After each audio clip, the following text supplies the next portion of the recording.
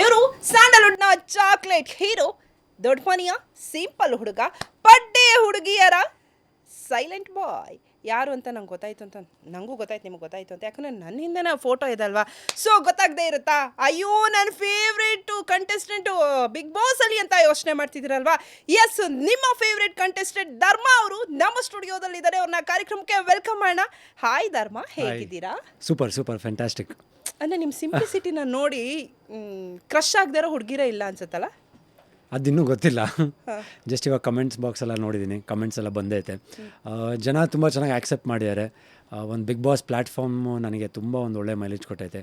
I think ನನ್ನ ಲೈಫಲ್ಲಿ ಒಂದು ಸೆಕೆಂಡ್ ಇನ್ನಿಂಗ್ಸ್ ಅಂತ ಏನು ಹೇಳ್ತೀನಿ, ಐ ಥಿಂಕ್ ಬಿಗ್ ಬಾಸ್ ಮುಖಾಂತರನೇ ಸಿಕ್ಕೈತೆ ನನಗೆ. ಆ್ಯಂಡ್ ಕಮೆಂಟ್ ಸೆಕ್ಷನ್ ನೋಡಿದಾಗ ಐ ಥಿಂಕ್ ಚಿಕ್ಕವರಿಂದ ಹಿಡಿದು ದೊಡ್ಡವರು ಪ್ರತಿಯೊಬ್ಬರನ್ನು ತುಂಬ ಇಷ್ಟಪಟ್ಟಿದ್ದಾರೆ. ಆ್ಯಂಡ್ ನಾನು ಕೆಲವೊಬ್ಬರು ಫ್ಯಾನ್ಸ್ಗಳನ್ನ ಮೀಟ್ ಮಾಡೋಕ್ಕೆ ಬಂದಾಗ ನಮ್ಮ ಮನೆಯಲ್ಲಿ ನಮ್ಮ ತಾಯಿ ಕಣ್ಣಲ್ಲಿ ನೀರು ಹಾಕಿದ್ರು ನೀವು ಆಚೆ ಬಂದಾಗ ಅಂದರು.